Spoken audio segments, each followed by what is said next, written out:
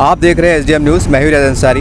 इस वक्त मैं मौजूद हूं कलेक्टर ऑफिस के सामने। आप देख सकते हैं कि यहाँ पर लोग धरने पे बैठे हैं और हम देख रहे हैं हमारे समाज में आए दिन ऐसी ऐसी घटनाएं हो रही हैं। ऐसा लगता है कि मानवता समाप्त हो गई, इंसान की जान की कोई कीमत नहीं। जैसा हम देख रहे हैं बैनर पर लिखा हुआ है, तो बहुत दुख की बात है कि आज एक आम तौर से छोटी छोटी बातों पर, छोटे छोटे विषय पर अगर जान चले जाती हैं और ये चलते जा रहा है।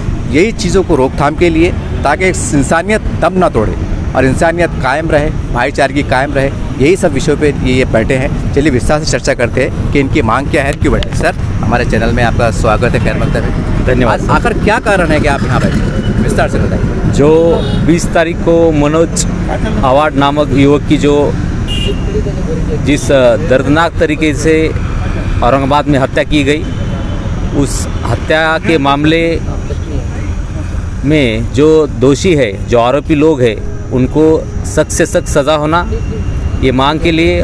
और उसी के साथ ही हमारी मांग ऐसी भी है कि कुछ एडिशनल सेक्शन उसमें ऐड किए जाए और सप्लीमेंट्री स्टेटमेंट पीड़ित जो है उनके घर वालों को लिया जाए। और उसी के साथ ही एट्रोसिटी एक्ट का जो सेक्शन 3RS है उसमें ऐड होना चाहिए, क्योंकि जब पीड़ित को, मैयत को वो मार रहे थे, तब उन्होंने जो घोषणा दी, वो घोषणा थी मांगीर बाबा की जय। और ऐसा बोल बोल के उन्होंने पीड़ित को जान से मार डाला है, उसका खून किया है।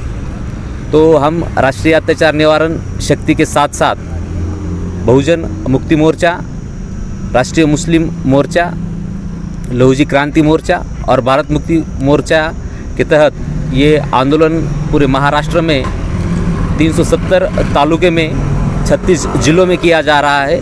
और हमारी सरकार से ये अपील है कि इस मामले को, इस केस को फास्ट ट्रैक कोर्ट में चलाया जाए और इसमें एट्रोसिटीज़ का सेक्शन ऐड किया जाए। इसलिए हम एक दिवसीय धरना प्रदर्शन के लिए पूरे महाराष्ट्र में आज बहुजन क्रांति मोर्चा के, लहूजी क्रांति मोर्चा और राष्ट्रीय मुस्लिम मोर्चा और भारत मुक्ति मोर्चा की तरफ से ये आंदोलन किया जा रहा है। सर, आखिर क्या कारण है हमारे देश में आज इतनी, हमारा देश चांद पे चले गए हैं, हम देखते हैं, और इतना हम बड़े बड़े दावे करते हैं कि हम बहुत डेवलपमेंट है, हम बहुत विकासशील देश हो गए। उसके बाद भी इस तरह की घटनाएं होना और 75 सालों के बाद हमारा आज़ाद भारत में क्या दर्शाता है? देखिए, वैसे तो देखा जाए तो पूरे भारत भर में, पूरे हिंदुस्तान में जो यहाँ की सिस्टम है, वो सिस्टम कुछ ही लोग, कुछ ही जाति के लोग चला रहे हैं। और उनको पता है कि सिस्टम को किस तरीके से रन करने के बाद यहाँ पे भारतीय संविधान का इम्प्लीमेंटेशन होने के बाद भी किस तरीके से उसका गैर फ़ायदा लिया जाए, ये शासक जाति के लोग भलीभांति जानते हैं। और उसी की वजह से ऐसी घटनाएं आए दिन पूरे देश भर में हो रही है।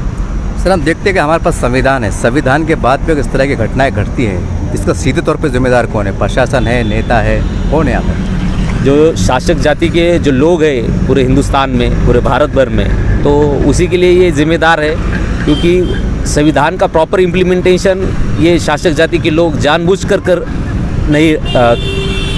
रहे नहीं है।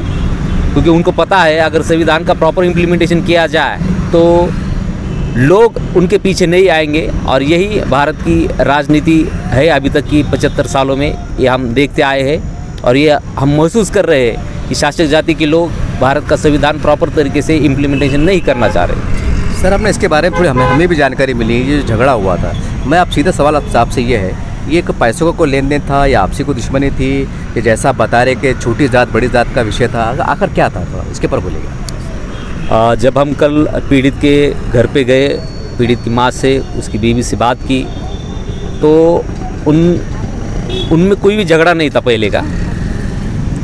और अगर छोटी जात बड़ी जात का मसला यहाँ पे रह रहा, तो जो पीड़ित है वो उनके ही पास काम कर रहा था पिछले 3-3.5 साल से। तो मुझे ऐसा लगता है ये छोटी जात बड़ी जात का मसला नहीं है जी। आखिर में प्रशासन से आपकी मांग क्या रहेगी? हमारी प्रशासन से ये मांग है कि जो पीड़ित है उसको तुरंत ही आर्थिक सहकार्य मिलना चाहिए। उसी के साथ ही इसमें एट्रोसिटी का सेक्शन भी ऐड होना चाहिए, क्योंकि इसमें एक जो तुपे नाम का आरोपी है वो सवर्ण कास्ट का है और वो ही कर रहा है मांगीर बाबा की जय, मांगीर बाबा की जय। तो इस तरीके से जो आरोपी जो घटना कर रहा था, जो काम कर रहा था, और उसी दौरान जब वो मार रहे थे पीड़ित को, तो उसी दौरान ये घोषणाएं दी जा रही थी। तो ये जो एससी का जो श्रद्धास्थल है मांगीर बाबा, उनका नाम लेकर ऐसा काम करना, जिसको हम देखा जाए तो नरबली कह सकते हैं। तो इसी तरीके से हमारी यही मांग है कि इसमें एट्रोसिटी का सेक्शन भी ऐड किया जाए और आरोपियों को सख्त से सख्त सज़ा हुए। सर, इसके बारे में थोड़ा हम दर्शकों को जानकारी दे दी। जैसा आपने कहा कि मांगीर बाबा, ठीक है, तो मांगीर बाबा कौन है, यहाँ पर कितने जाति के लोग जाते हैं, खासकर हिंदू से जो रिलेटेड आते हैं, सर इसके बारे में बता दें ताकि लोगों को भी ज़रा आसानी हो। मांगीर बाबा की हर साल औरंगाबाद में शेंद्रा MIDC के पास बहुत बड़ा पुरुष कहा जा सकता है उसे, पुरुष होता है, और वहाँ पे हर जाति के लोग जाते हैं, चाहे वो मातंग कम्युनिटी से हो, महार कम्युनिटी से हो। तो इसमें अगर देखा जाए तो ये मातंग और महार जो कम्युनिटी है, ये हिंदू कम्युनिटी का पार्ट नहीं है।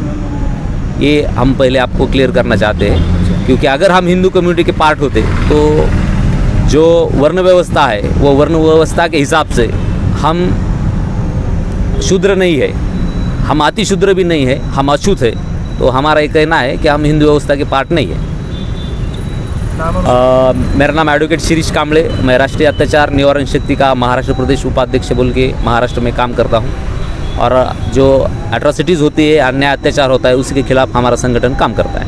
इस तरह से आपने देखा कि वकील साहब ने पूरी विस्तार से जानकारी दी, और कहने के हम कह सकते हैं कि इस तरह की घटना ये हमारे समाज के लिए और हमारे देश के लिए और देश की अखंडता के लिए ठीक बात नहीं है। वैसे सरकारें प्रयास करती हैं और कई दोषियों को सज़ा भी मिलती है, लेकिन ये कहीं ना कहीं ये मामले चल रहे हैं कि हमारे आज़ाद भारत में हम समझते हैं एक बदनुमा दाग है, कलंकी मानित है, और सबसे हम समझते हैं, जैसा हम कहते हैं हमारे लोकतंत्र की खूबसूरती कह सकते हैं और सब समाज का एकता कह सकते हैं, ये आज दिखाई दे रहा है।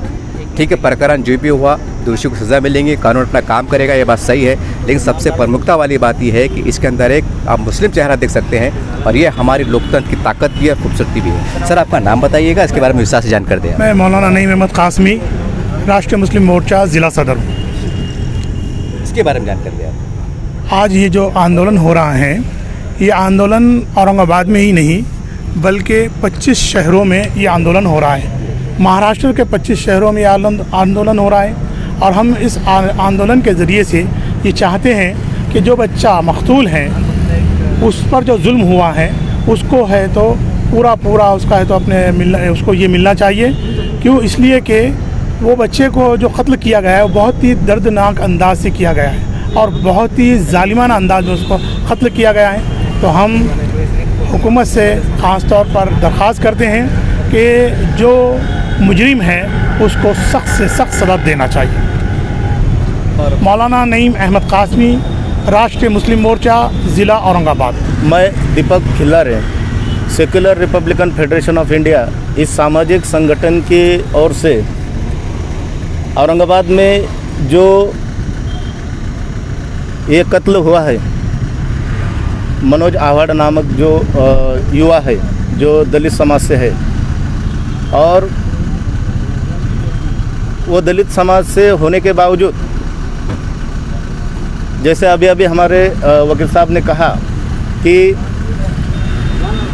ये जो वाक़या है, यह एक नरबली का प्रकार दिखाई देता है, क्योंकि ऐसा कहा जाता है कि इस पिछड़ी जाति के व्यक्ति का अगर बलि दिया जाए तो वो जो विधि होती है वो पूरी होती है।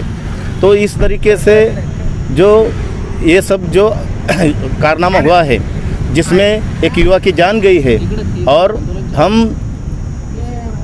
लहूजी क्रांति मोर्चा, जिन्होंने पूरे महाराष्ट्र में यह आंदोलन उठाया है, और उस युवा को, उसके परिवार को न्याय देने की ये बात हमने उठाई है। हमारा जो संगठन है सेक्युलर रिपब्लिकन फेडरेशन, हम सेक्युलर के तौर पर हर जाति, हर धर्म के, हर मज़हब के लोगों के लिए हम लड़ते हैं, उनके न्याय के लिए लड़ते हैं। इस परिवार की, इस युवा की जान गई है, तो हमारे शासन प्रशासन से, सरकार से दरख्वास्त है कि जो भी आरोपी है, गुनहगार है, उन पर जो कड़क शासन होना चाहिए, उनसे ज़्यादा उनको सज़ा मिलनी चाहिए, दूसरी बात, ये जो परिवार है ये आर्थिक तौर पर ये परिवार बड़ा कमज़ोर है। जब हमारा शिष्टमंडल उनसे कल मिलने गया था उस समय हमने देखा कि उनके खाने पीने के भी लाले पड़े हुए हैं। तो तुरंत इस महाराष्ट्र को, इस प्रदेश को क्या कोई पालक मंत्री है? क्या इस पिछड़े तबके के इस युवा की जान गई है? उस परिवार पर क्या बीती है? जो आज जो ताज पहनकर जो लोग बैठे हैं, क्या वो लोग इसके पास देख रहे हैं? तो उन्होंने उस परिवार से मिलना चाहिए। पालक मंत्री ने आना चाहिए, मुख्यमंत्री ने आना चाहिए, सामाजिक न्याय मंत्री ने आना चाहिए। उनका जो सुख दुख है वो बांट कर लेना चाहिए। उन्हें क्या चाहिए क्या नहीं चाहिए वो उनको वहाँ पर तुरंत वहाँ पर मौजूद करके देना चाहिए। और उस परिवार को उन्होंने ये हौसला देना चाहिए, उनको आश्वासन देना चाहिए कि आप डरो मत, घबराओ मत, हम इस परिस्थिति में भी हम आपके साथ हैं और आपको ज़रूर न्याय मिलेगा। ये हमारी भूमिका है, ये हमारे समविचारी लोगों की भूमिका है। धन्यवाद।